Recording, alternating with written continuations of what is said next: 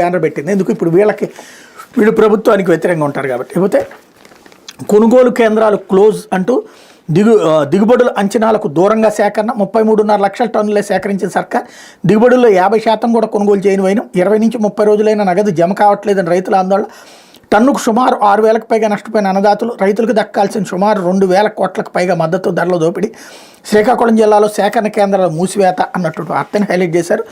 ఎప్పటికప్పుడే డబ్బులు ఇచ్చేసాం అని ఒక పక్కన ప్రభుత్వం చెప్తుండగా అట్లాంటిది ఏమీ లేదన్నటువంటి కోణాన్ని వీళ్ళు హైలైట్ చేశారు.